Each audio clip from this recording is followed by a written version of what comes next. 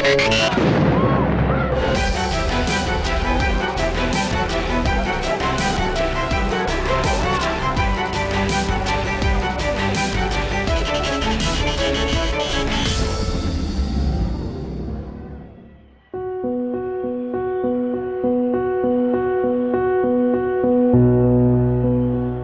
way I look at this right now, if this isn't a wake-up call for the United States of America, we need a gut check on what we think our country is. The messages in the protests that are taking place right now. 400 years have led up to this frustration that won't be contained anymore. And it's coming to a boil all across the United States right now. Speaking out for justice and speaking out for truth about things that have been way too damn long in coming. In Louisville, this is not just about George Floyd. This is about a woman named Breonna Taylor who also lost her life. March 13th, 2020. This will be a date that will stay etched in the hearts and minds of people throughout our city. In the early hours of this clear but cold night, a team of narcotic officers were about to make a decision that would shake our city. 911, Operator Harris, where is your emergency?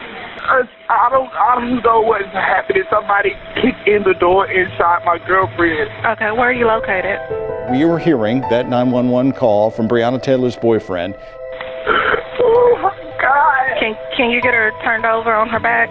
Around 12:42, March 13th, EMS is flooded with calls from neighbors reporting gunfire. There was a lot of gunshots. Y'all need to get over here. They're shooting out like crazy. The police shooting that resulted in the death of an EMT. In a time of COVID, she was an essential worker, the kind of person that you and I would rely on if the worst happens and we got sick. The mother of Breonna Taylor. I was more concerned with her washing her hands than dying at home.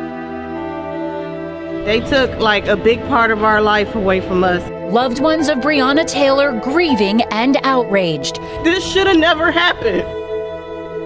This is a tragedy that nobody wanted to see happen, and for that, I'm truly sorry that it did take place.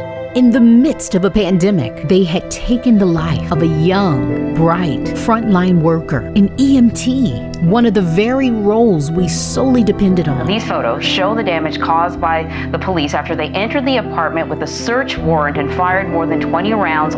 Taylor was hit at least 8 times. We have no assurance of how long investigations will take. Now here we are in a city, Louisville, Kentucky, that history we will remember because of the execution of Breonna Taylor.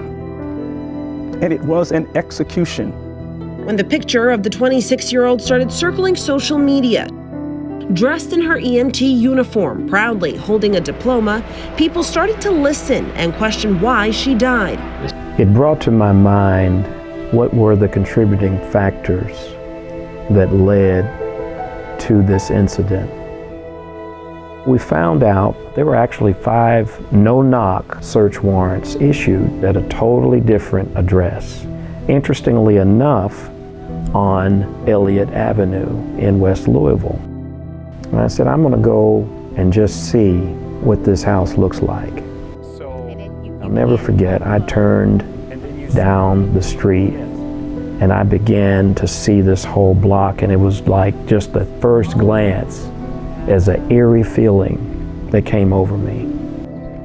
House after house after house boarded up. And as I looked at the blight on that block, the word neglect, it's a glaring neglect. And it's not that the residents have neglected, it's that the city has not provided the opportunities for transformation. Yet there is mention of surveillance that had taken place.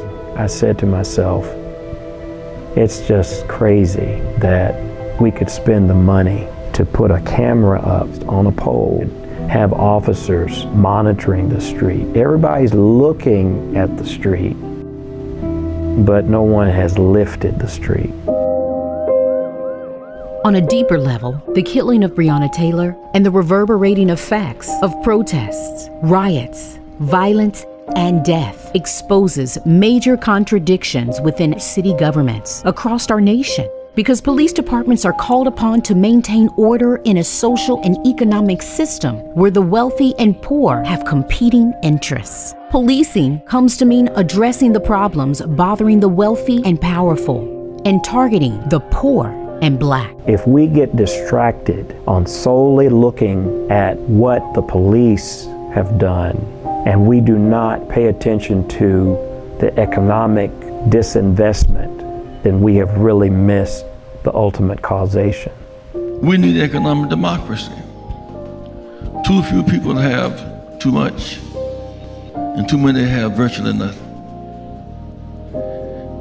As we seek to overcome racial separation, class division is now haunting us.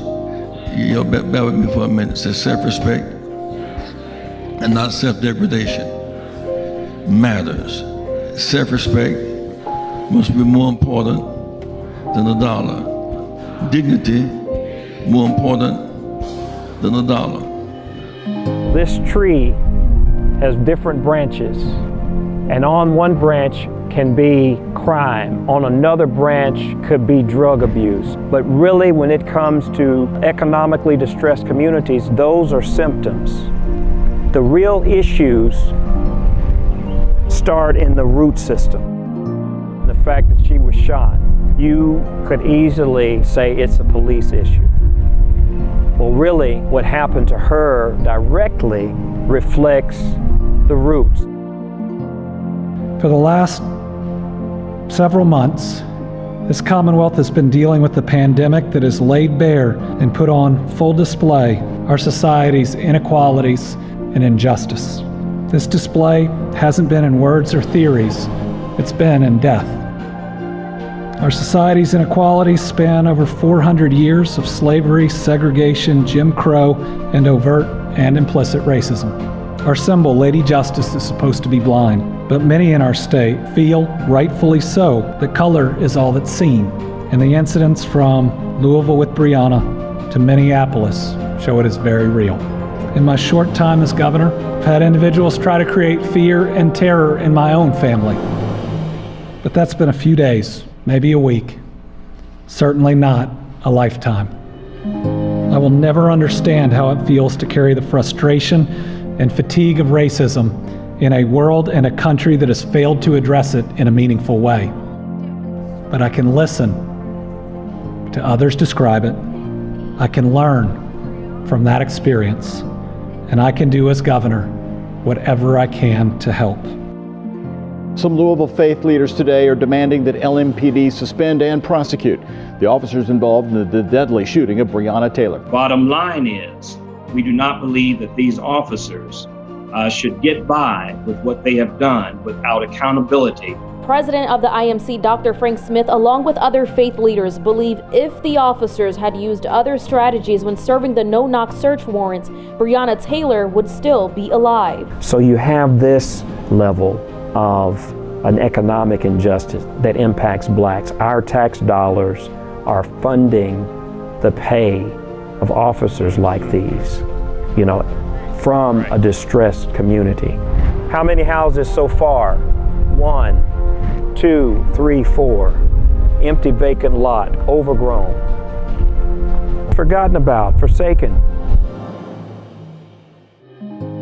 Elliott is a reflection of so many other streets in Louisville, so many other streets in urban cities around this nation. The same thing, where there has been a decision to put cameras on a pole, law enforcement, rather than let's deal with transforming this neighborhood. You see all of this. We have upon us an opportunity to say, if we're going to talk about surveillance of a community, then we need to use the surveillance that we have and say, oh, what I see is what I have not seen. What I see is what I have neglected.